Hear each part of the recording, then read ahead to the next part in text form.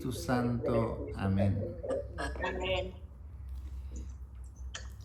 Seguimos entonces con estas charlas de oración cristiana, ¿no? En el sentido más amplio, ¿no es cierto? Y les quería decir antes de pasar al próximo tema, yo ya se los dije, pero se los digo de vuelta. En este libro del padre Bernardo Olivera, se llama En soledad y solidaridad. De ahí saqué todo lo que hablé sobre contemplación y oración contemplativa. En este libro, En soledad y solidaridad, de Bernardo, el primer ejercicio se llama Contemplación en María. Y el tercer ejercicio se llama Oración contemplativa. Entonces es muy jugoso, para leer muy despacio y reflexionarlo.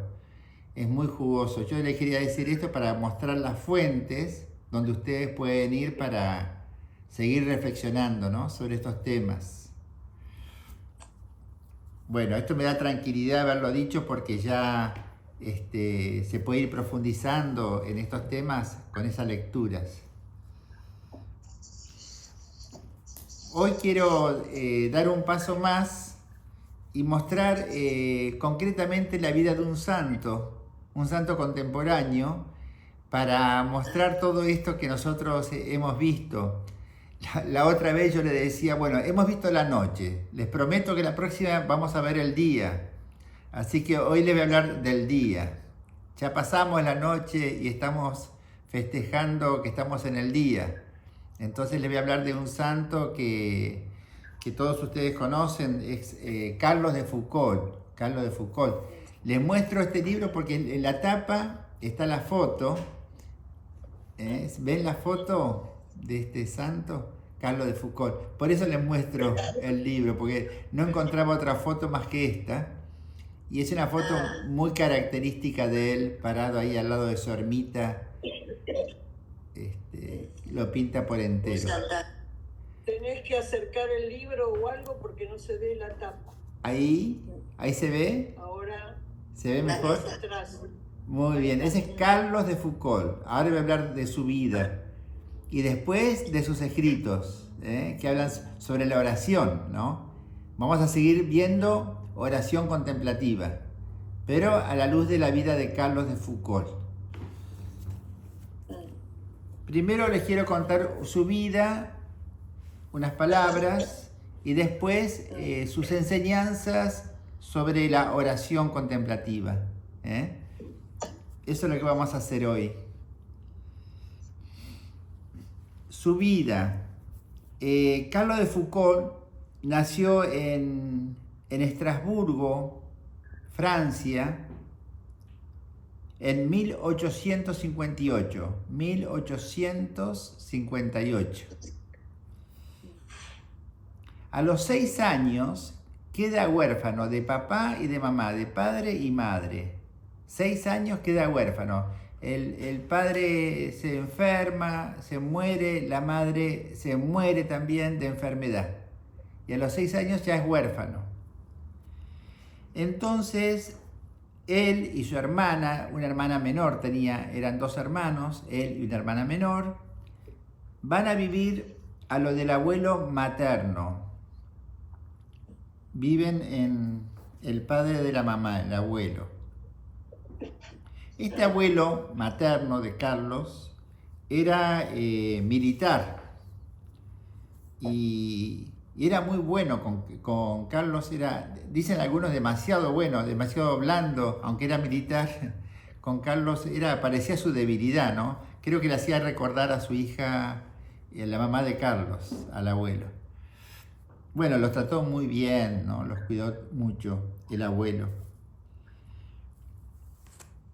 Después, a los, no sé si 19 años más o menos, muere el abuelo. O sea, se quedan realmente solos a nivel familia. Y el abuelo era muy rico. Entonces, Carlos hereda una gran herencia de riqueza material. además de espiritual, pero material también. Él, por medio de su abuelo para que tenga una buena educación y para educarlo como se debe, primero lo instruyó en, no solamente él, sino que lo mandó al colegio militar. Y él, Carlos, está en el colegio militar varios años y tiene una gran indisciplina, muy indisciplinado, muy liero, hacía mucho lío, para que quede bien claro.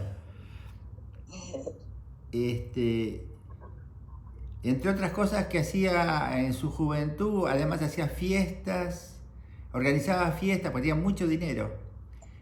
Organizaba grandes fiestas. Después va a decir él, cuando ya esté en el camino de Dios, va a decir qué triste estaba en esas fiestas, cuánta tristeza interior en las fiestas. Y también para estar mejor en su vida tiene una compañera, ¿no? Vivió con una compañera, una tal Mimi.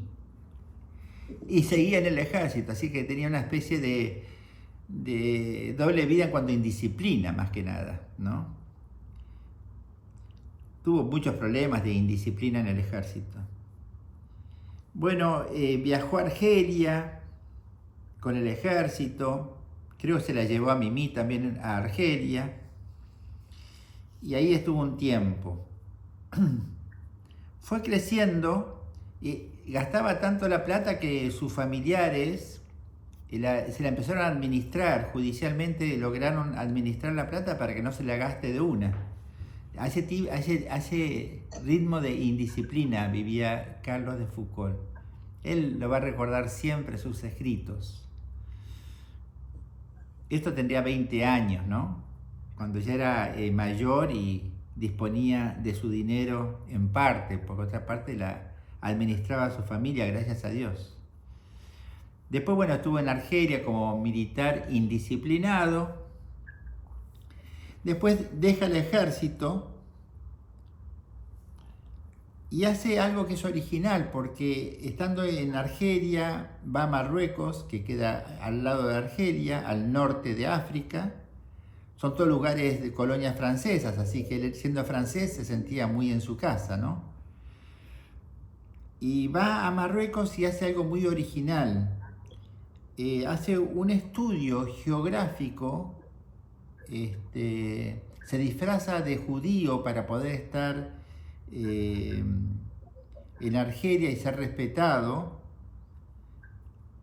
y hace un estudio geográfico, ¿no? Él tiene una personalidad muy detallista, siempre en toda su vida. Cuando es santo va a seguir siendo muy detallista, y hace un estudio realmente muy bueno de campo, geográfico, cultural en Marruecos. Lo presenta en la Universidad de Geografía de París y saca el primer premio. Es muy reconocido ese estudio. Así que fíjense, de indisciplina de pronto aparece una cierta luz en su vida. Fue un éxito su estudio geográfico.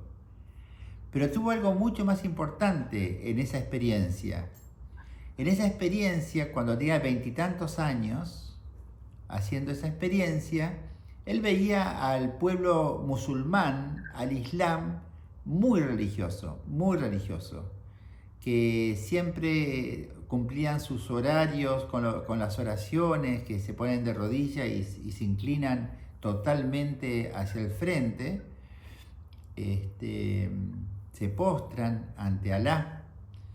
Y él le impresiona muchísimo, dice, eso me dejó entrever que debe haber algo más que lo simplemente material, y que la vida debe tener algún sentido que se me está escapando.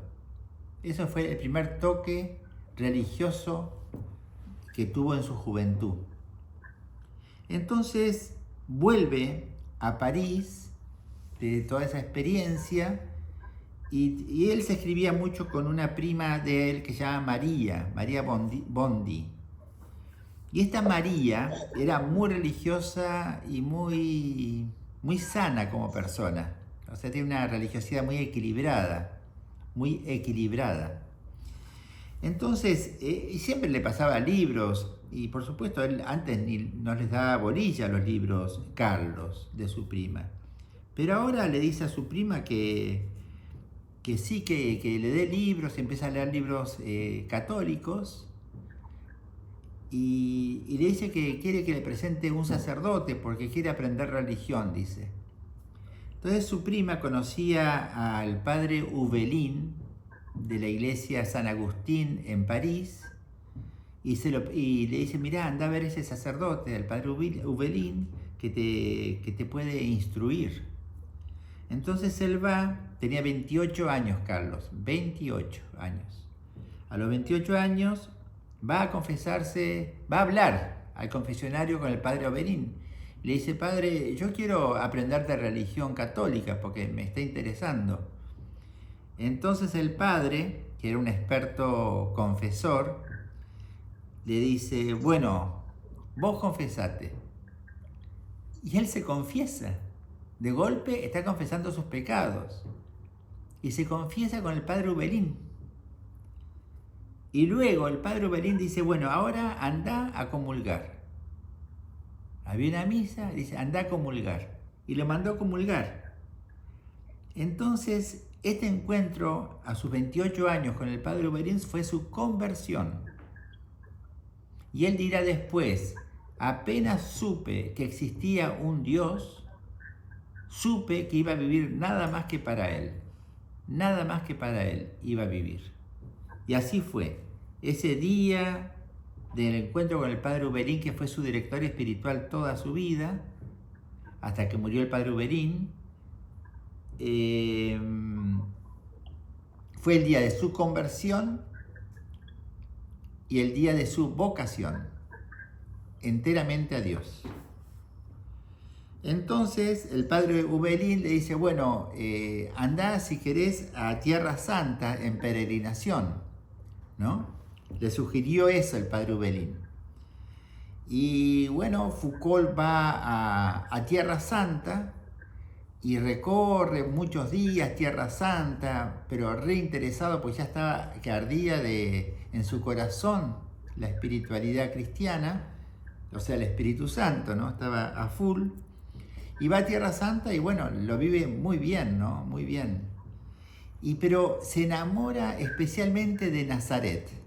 Él decía, en esa época, fin del siglo XIX, 1886 es su conversión. Así que 1887 más o menos, Nazaret era un pueblito muy, muy pobre. Hoy yo sé que es una ciudad muy importante, con todas así luces, ¿no? Antes no, era un pueblito realmente, fin del siglo XIX. Entonces él decía, ¿cómo el Hijo Eterno de Dios, que se hizo hombre, vivió en este pueblito? No entendía, lo sacudió y se enamoró de Nazaret, se enamoró, eso lo marcó su vida. Bueno, marcó su vida Dios. Pero dentro de eso, su vocación fue marcada por el amor, pero enamoramiento de Nazaret.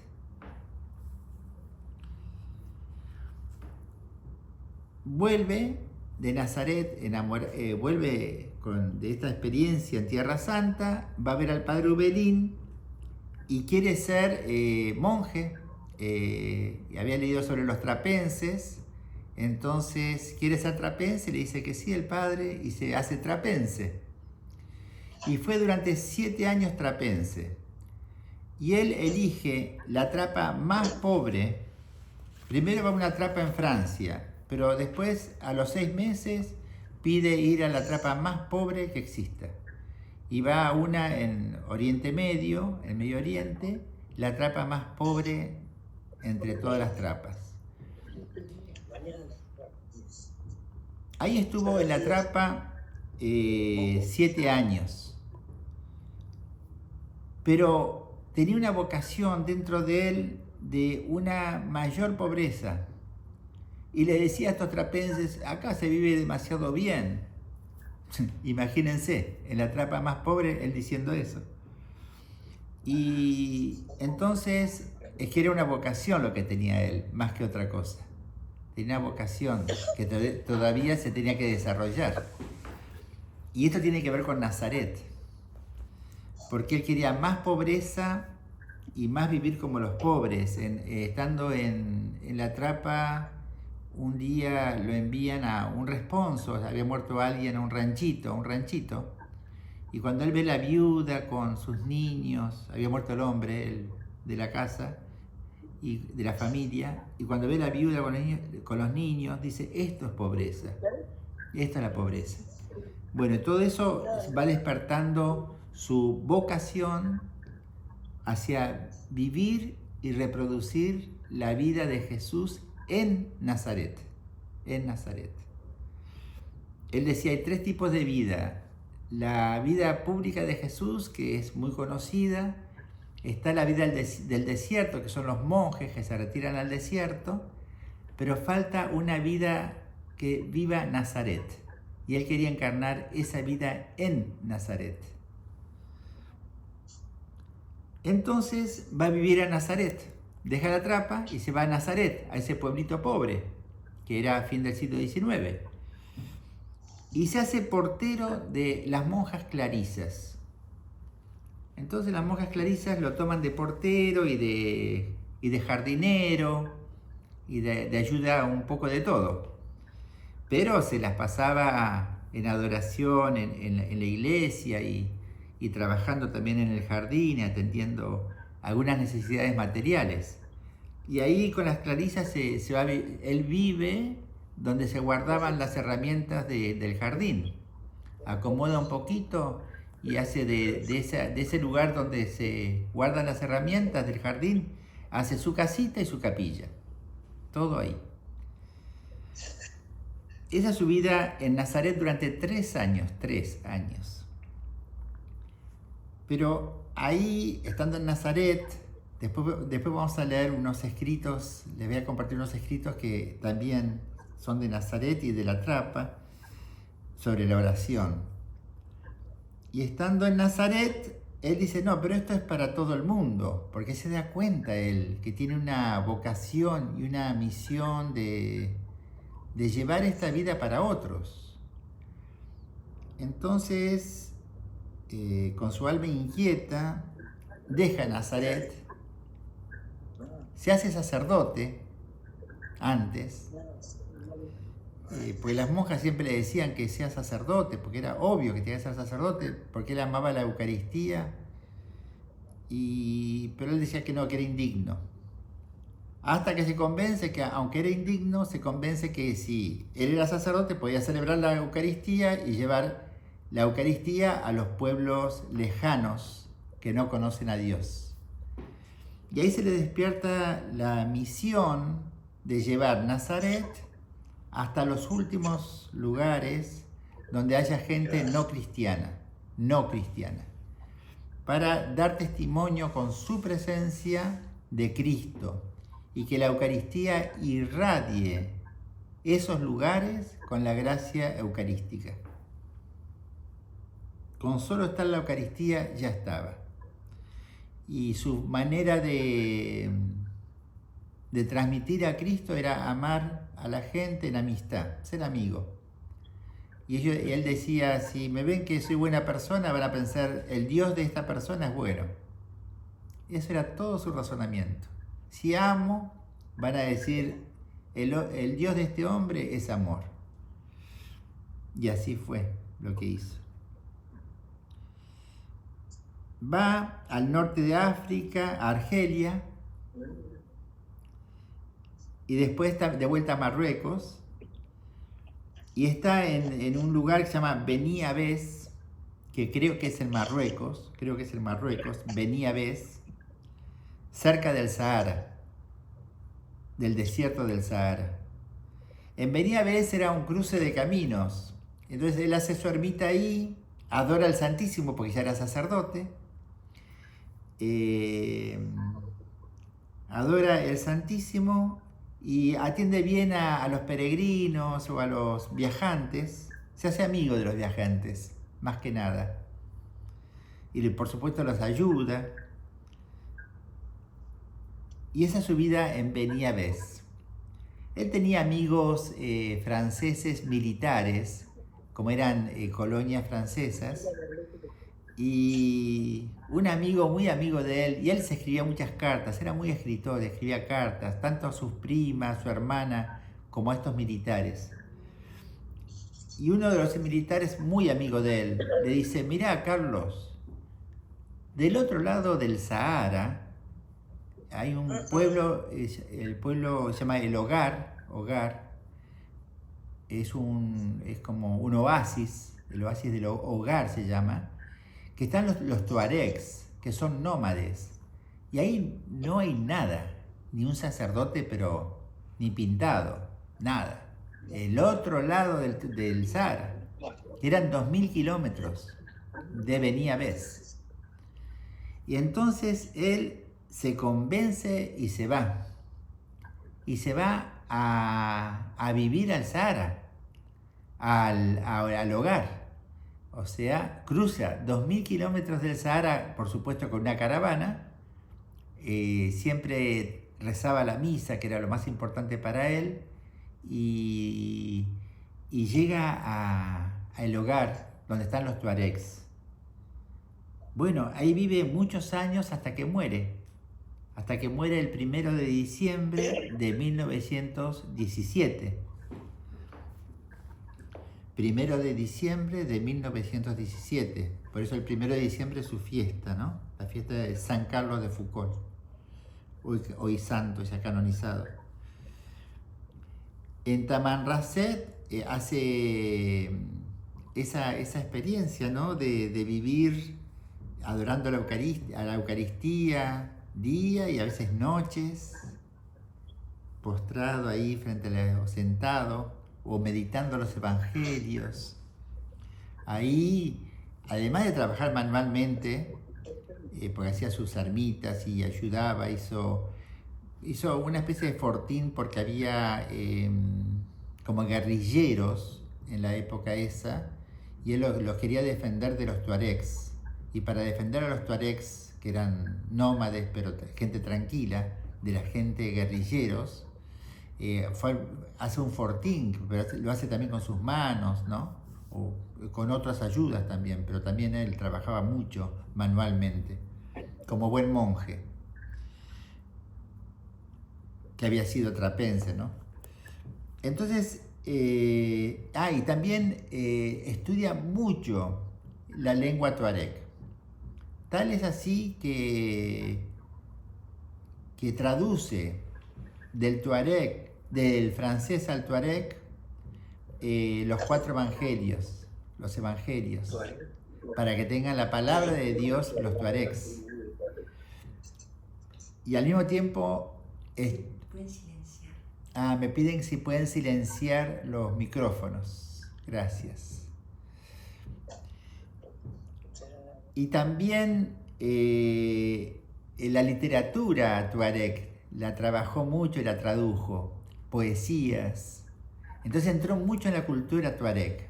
Él tenía muy claro que tenía que hacerse un tuareg más. Lo tenía clarísimo.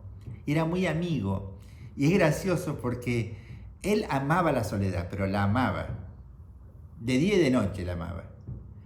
Porque se pasaba frente al Santísimo horas. Pero los tuaregs eran muy afectuosos, muy afectivos. Y le daba pena verlo solo. Y le iban a visitar para que no esté solo. Pero como su apostolado era la amistad, él, hasta que no se iba al último, no decía nada, porque estaba haciendo apostolado, pero él quería estar solo, pero también quería ser fiel a lo que Dios le pedía, ser amigo de los tuaregs y recibirlo. Así que se pasaba largas horas charlando de no sé qué con los tuaregs, y siéndose amigos de él. Por eso lo querían muchísimo. Como les conté, él formó con sus amigos, seguramente algún amigo militar, etc., este fortín para defender a los tuaregs de los guerrilleros, ¿no? Eran grupos guerrilleros que estaban contra Francia y él era francés. Pero él está identificado con los tuaregs, y lo hace a este fortín para defender a los tuaregs, de los guerrilleros que andaban por el desierto. Entonces es capturado por estos guerrilleros y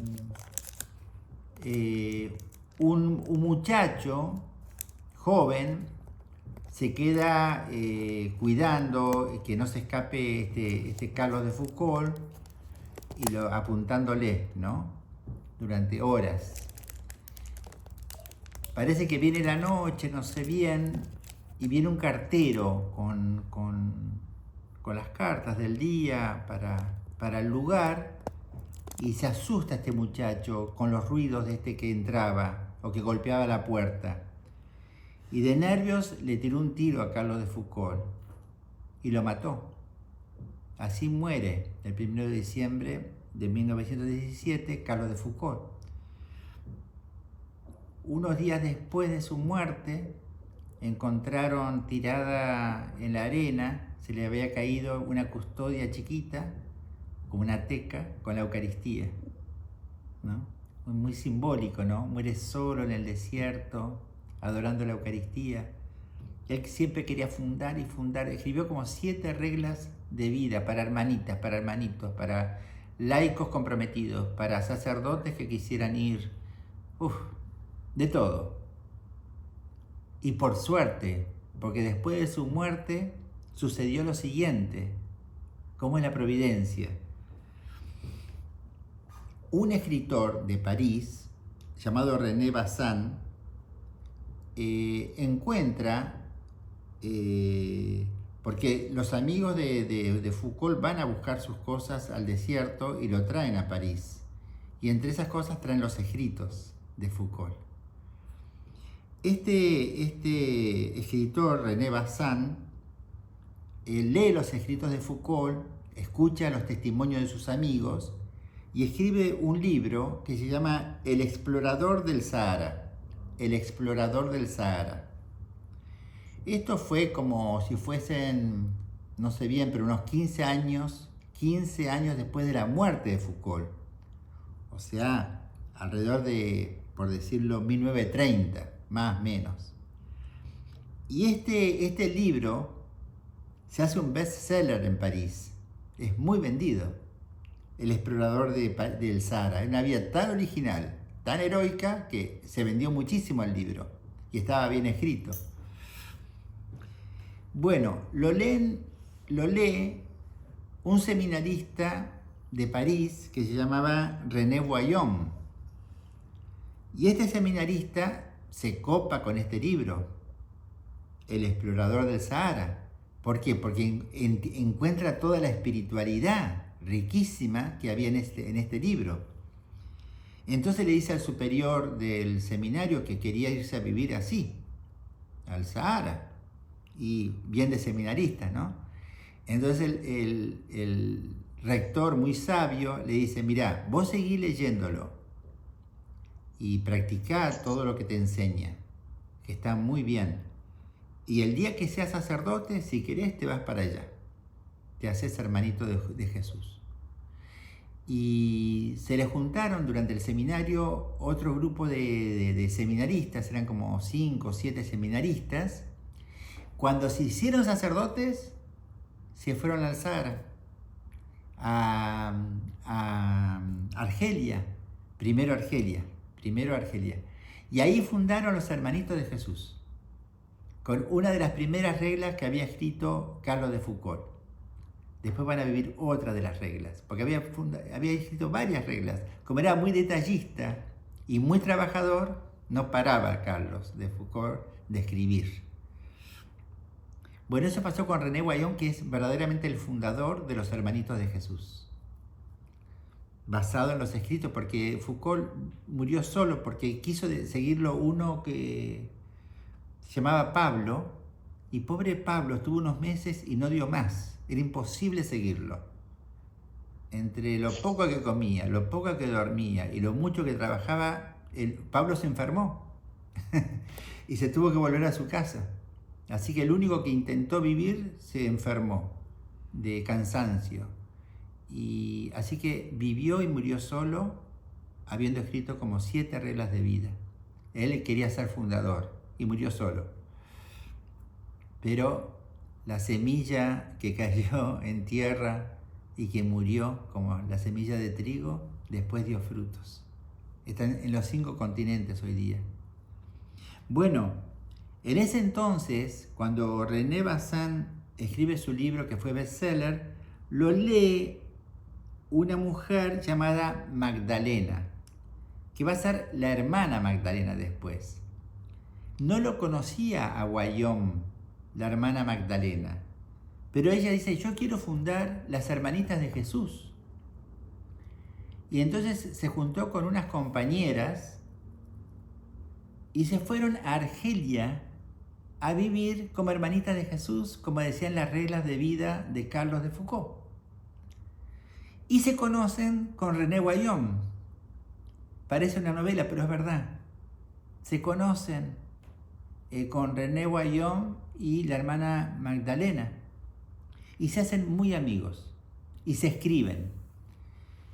La hermana Magdalena, que fundó las Hermanitas de Jesús, vivió hasta los 80 y tantos años, después murió en Roma, porque era después la general ahí. Y hay muchísimas Hermanitas de Jesús en todo el mundo, como hay hermanitos de Jesús en todo el mundo. Y ella, la hermanita Magdalena, tenía la particularidad de acentuar mucho lo humano. Le decían, ustedes hermanas sean muy humanas, que nada de lo humano se les escape, ningún sentimiento, ningún gesto, sean humanas. Y así van a ser cristianas y buenas religiosas, pero sean humanas. Eso es característico en la hermana Magdalena. En cuanto a la vida, igual que los hermanitos de Jesús. Sería más largo de contar, pero quiero ir a los escritos de Carlos. Sería mucho más largo y es muy rico. Toda la familia de Foucault, toda la familia espiritual de Foucault es riquísima. Es un árbol con muchas ramas, muchas ramas. Entre ellos los sacerdotes, Sociedad de Jesús, que son sacerdotes diocesanos que tienen la espiritualidad de Foucault. Y hay obispos. Por ejemplo, el obispo de Chascomús, el actual, el nuevo, es de la fraternidad de Foucault, como de la tercera orden, no sé cómo decirlo, ¿no? Pero siguen la espiritualidad de Foucault. Bueno, y así muchas otras familias de esta herencia, ¿no? Bueno, eso fueron unas poquitas palabras de Foucault, de la vida de Foucault y de los hermanitos, hermanitas de Jesús. Ahora quiero ir a la oración del hermano Carlos, Carlos de Jesús, así se llamaba él, el hermano Carlos de Jesús. Entonces, unas palabras sobre la oración en la vida de Carlos de Foucault o Carlos de Jesús. Como el otro día voy a leer algunas cosas porque sería pobre comentar y no leer, ¿no? Así que voy a leer algunos párrafos sobre la oración. Ahora va a escribir directamente Carlos, Carlos de Jesús. Cuando uno ama, querría hablar sin cesar del ser amado, o al menos mirarlo sin parar. La oración no es otra cosa, es la conversación íntima con el amado. La oración es la conversación íntima con el amado. Lo miras, le dices que lo amas, te sientes feliz de estar a sus pies y le dices que quieres vivir y morir allí. Eso dice en un momento, 1896, o sea, bastante reciente. Bueno, 10 años de su conversión esto.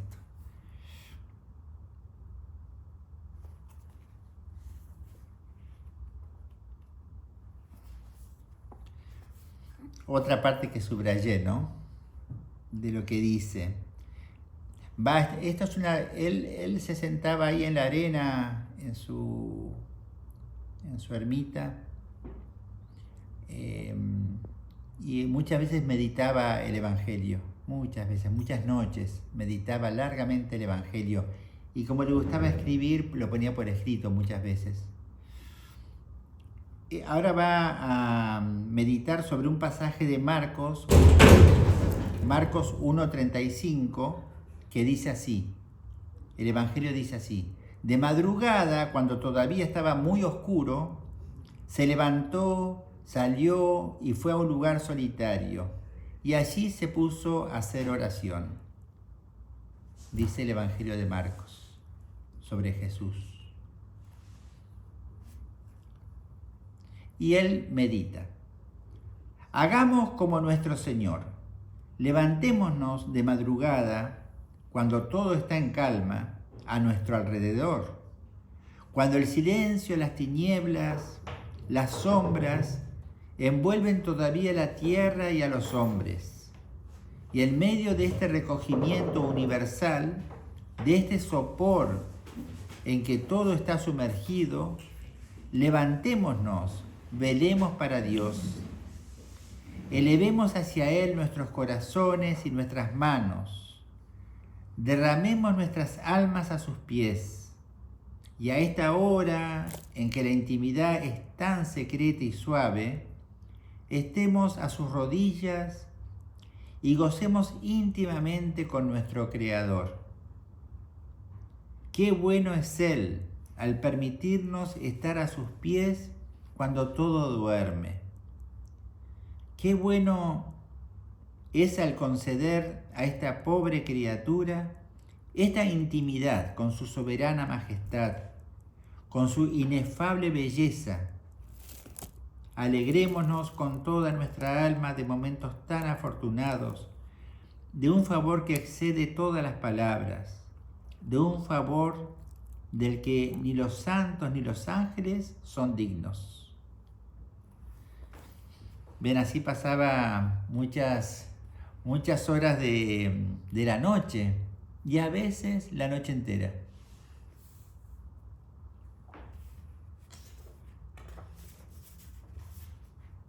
Esta es la oración del abandono. Esto es un retiro que hace en Nazaret a los 10 años de conversión. Ahí está, en la época de Nazaret es esto, que estuvo 3 años, ¿recuerdan? Tal es la última oración de nuestro Maestro, de nuestro amado, que sea también la nuestra, y que no sea solo la del último instante de nuestra vida, sino la de todos los instantes. Padre mío, me pongo en tus manos. Padre mío, me abandono a ti, me confío a ti. Padre mío, haz de mí lo que quieras. Lo que hagas de mí te lo agradezco. Gracias por todo. Estoy dispuesto a todo. Lo acepto todo.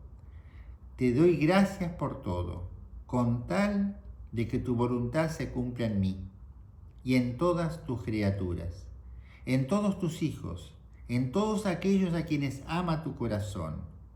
No deseo nada más, Dios mío. Pongo mi vida en tus manos. Te la doy, Dios mío, con todo el amor de mi corazón, porque te amo. Y porque mi amor me pide ponerme en tus manos, sin medida. Me pongo en tus manos, con infinita confianza, porque tú eres mi Padre. Esta oración hoy día es conocida, gracias a Dios, ¿no?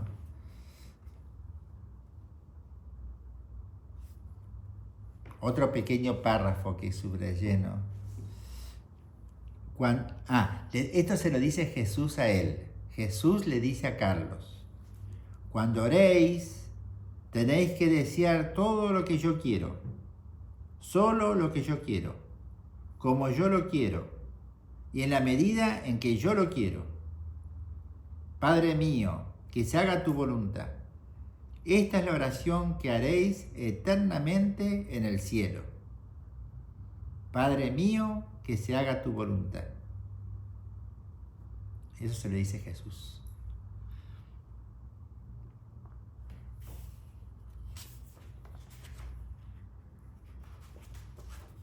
Y otra parte chiquita también, que le dice Jesús. Es más larga, pero la leo chiquita, porque si no es demasiado. Le dice Jesús a Carlos: hijos míos, en la oración lo que yo quiero de vosotros es el amor, el amor, el amor. Además del tiempo que debéis consagrar cada día únicamente a la oración, debéis durante el resto de vuestra jornada elevar lo más frecuentemente posible vuestra alma hacia mí, le dice Jesús.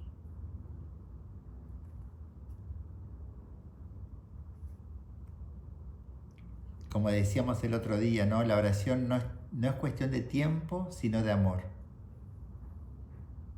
Y siempre hay tiempo para el amor.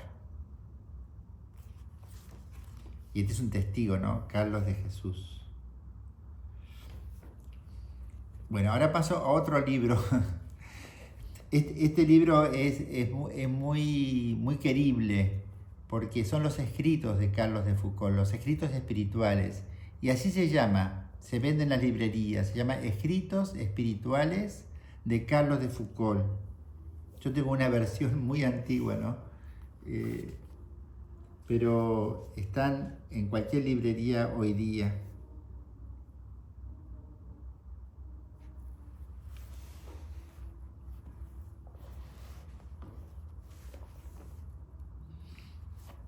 En estos escritos espirituales habla en ciertas partes especialmente de la oración, ¿no? Como les voy a leer.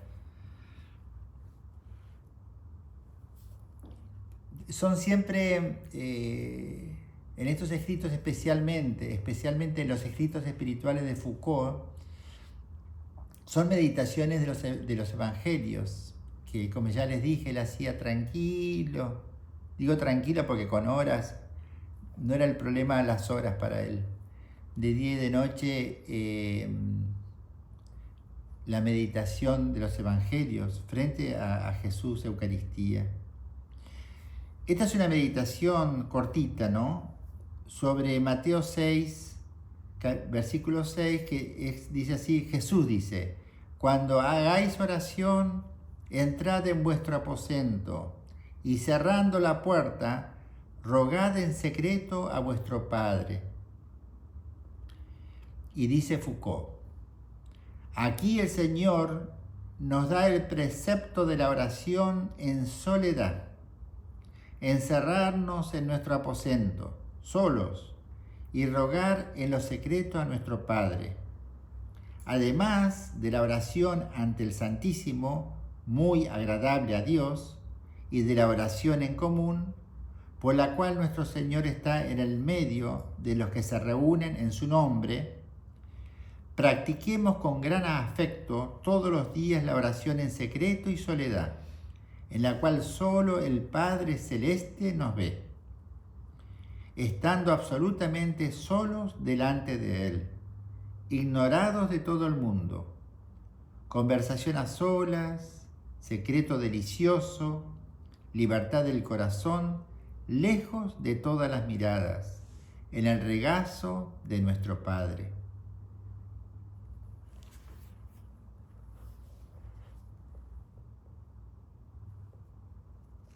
Bueno, eso es sobre irse en soledad, ¿no? A orar. Debe haber otra meditación evangélica, ¿eh? Esta meditación evangélica de Mateo 9, 22 dice: tu fe te ha sanado, dijo el Señor a la hemorroísa. ¿Se acuerdan? Tu fe te ha sanado, le dijo Jesús a la hemorroísa. Y le tocó el manto, ¿no? Y se sanó. Y ahora Carlos va a hacer esta reflexión. Es un poquitito más larga. Es de notar que lo que nuestro Señor recomienda por sobre todo en la oración es la fe. Es la fe. hasta el punto de que casi no hay frase suya en los evangelios que no contenga una exhortación a la fe. La primera razón de esa insistencia es que la falta de la fe es la más frecuente de nuestras faltas. Es la más frecuente de nuestras faltas, la falta de fe. La segunda razón es la imposibilidad de agradar a Dios con una oración sin fe, la cual es, más que desagradable, injuriosa. Tengo una triste experiencia de esta falta que procede de dos vicios: de la excesiva preocupación por mi persona, que me aparta los ojos de Dios, pues tengo más presente mi indignidad que la bondad y el amor divinos. Me soy más presente a mí mismo que al corazón de Dios, abierto para mí. Y de estimar con ojos demasiado humanos mis propias peticiones, pues considero la oposición habitual de los hombres a las gracias que pido para ellos, en lugar de atender a la omnipotencia de Dios, para la cual todo es fácil. Así pues, no apartemos nunca la vista del amor inmenso que Dios nos tiene, de ese amor con el cual ha soportado por nosotros tan grandes sufrimientos y que tan dulce y lógico hace su deseo de comunicarnos las mayores gracias, ya que es de la naturaleza del amor ganar en gozo con el aumento de sus dones. Y no olvidemos que Dios puede hacer con infinita facilidad lo que más dificultoso nos parece. Entonces, él veía, por un lado, que lo más importante es la fe en la oración. Pero muchas veces faltamos en la fe, y él se confiesa que él muchas veces falta en la fe. Y dice por dos razones: por mirar demasiado mi indignidad, mi bajeza, en vez de ver la bondad de Dios. Esa es una razón que lo traba. Y la otra razón es cuando pide por los demás, que los demás van a poner trabas a esas gracias y no se van a cumplir, etc. Y lo que tiene que tener presente él es la omnipotencia de Dios y no las resistencias humanas. Entonces siempre poner la mirada más en Dios que en las criaturas cuando se trata de oración, porque todo es posible para Dios. Y esa es la fe, ¿no? Lo más importante en la oración, una oración de fe, con fe.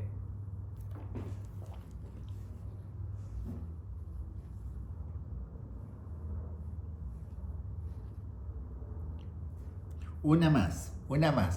Estamos en la trapa, los 7 años en la trapa, ¿no? De Foucault. Esta es otra meditación de esa época de la trapa, ¿no?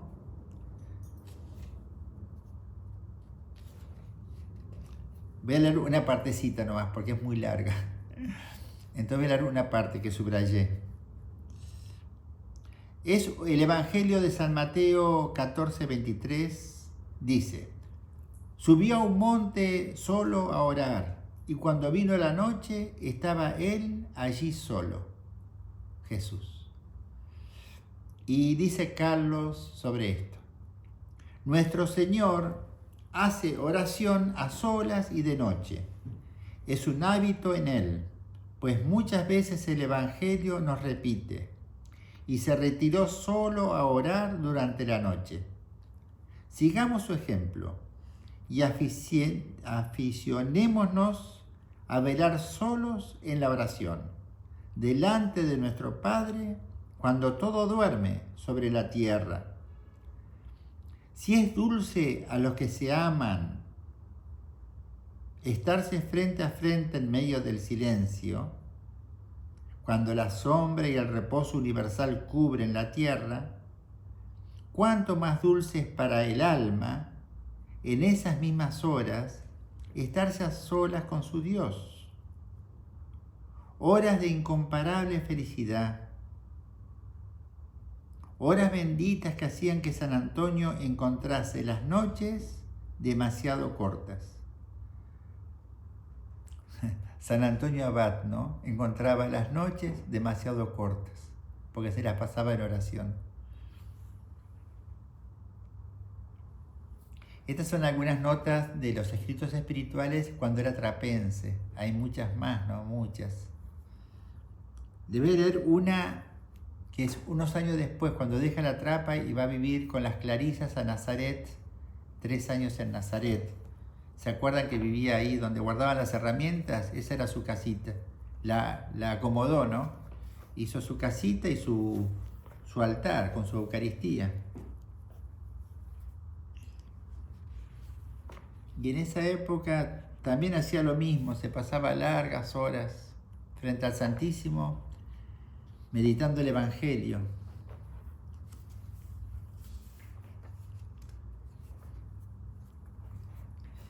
Ahí dice sobre la oración, acerca de la oración, escribe Carlos. Señor mío Jesucristo, orar es contemplarte, y puesto que tú estás siempre aquí presente, si es verdad que te amo, ¿cómo no he de contemplarte sin cesar?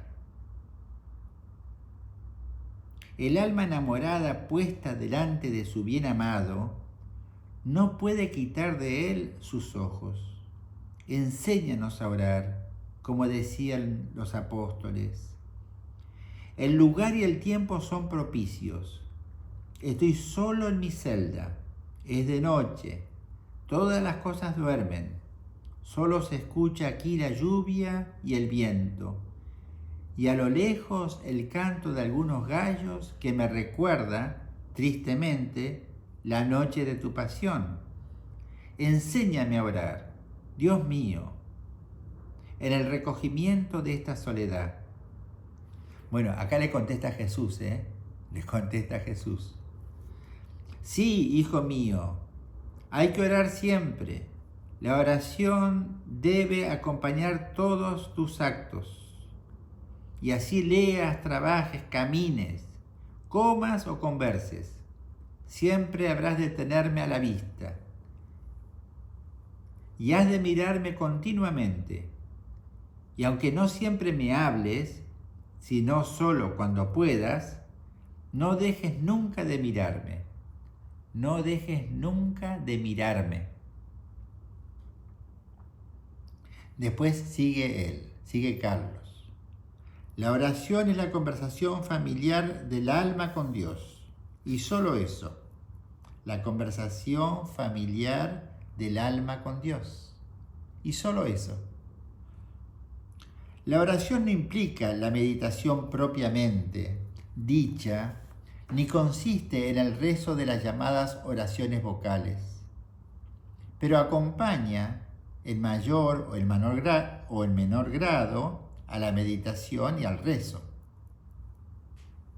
La meditación es la reflexión atenta acerca de alguna verdad o de algún precepto que el espíritu inalineado en presencia de Dios trata de comprender con mayor profundidad. Siempre hay en ella alguna parte de oración, pues la meditación no alcanzará su objeto si el espíritu no se dirigiera a Dios, de vez en cuando para pedirle ayuda. Y además, porque el espíritu del que ama a Dios, no puede pasar mucho tiempo sin alabarle y gozar de su presencia. O sea, dice, la oración propiamente es la oración, la conversación con Dios, o el mirar a Dios. El rezo de oraciones vocales, bienvenidas, para volver a esa fuente que es estarse con Dios. La meditación, que es comprender ciertas cosas de Dios o sobre Dios, o que hace Dios, es muy buena, pero termina en la oración porque llega un punto que no entendemos más y tenemos que recurrir a la oración. o para pedirle luces o para quedarnos en oración. Y la oración es esa, la conversación dulce del alma con Dios. Entonces la oración está en el fondo, después puede venir la meditación, las peticiones, la oración vocal, está muy bien todo, pero la oración él llama algo lo más profundo, el estarse con Dios, mirarlo, conversar, estarse con Él, decirle que lo amamos. Esa es la oración, una conversación con Dios.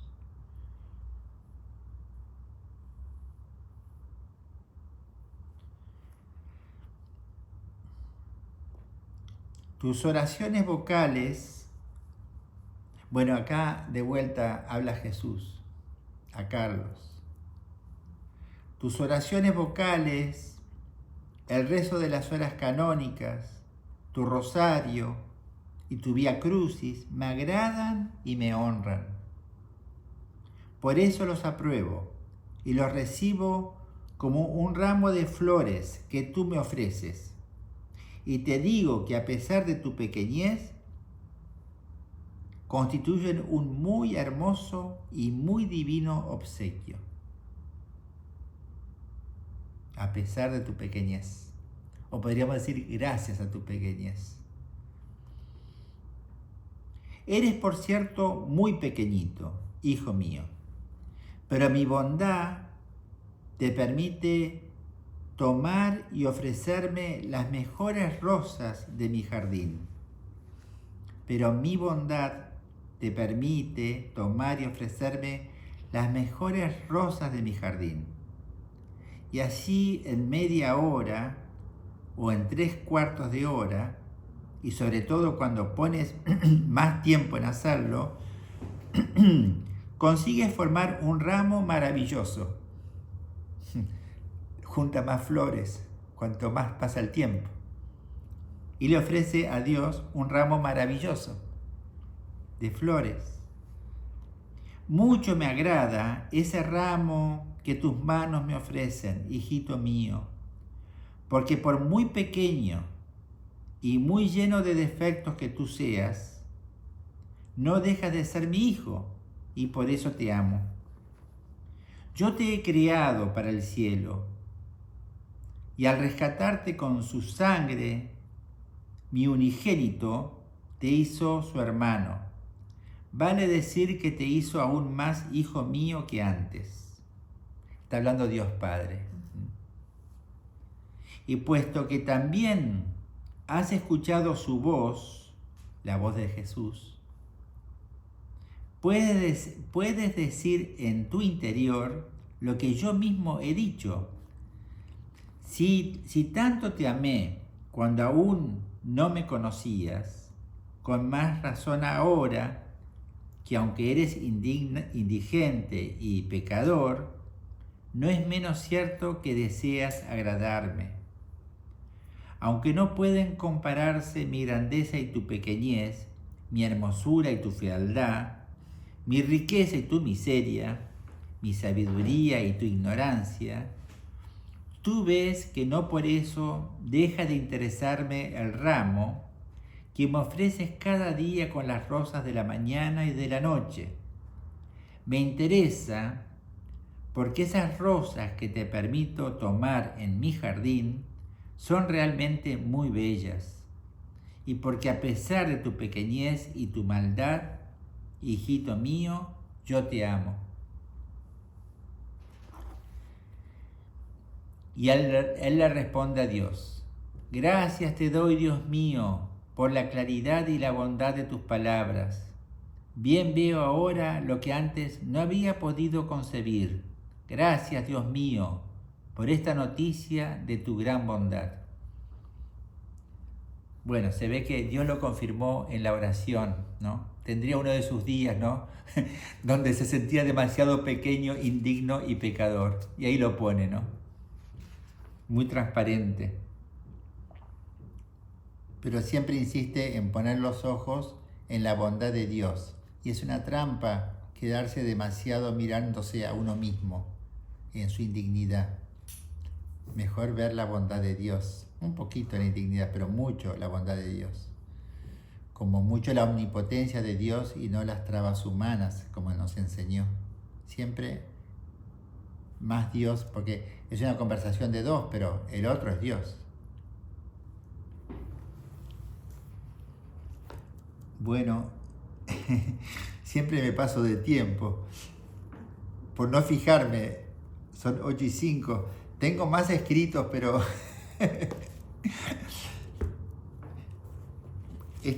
una anécdota. Este libro es de Soledad Mariana, pero yo se lo saqué a la hermana Lía, lo tengo yo, es de la hermana Lía, pero es de Soledad Mariana. Y... No se ve, lo tenés que poner más adelante. Ok. Por favor.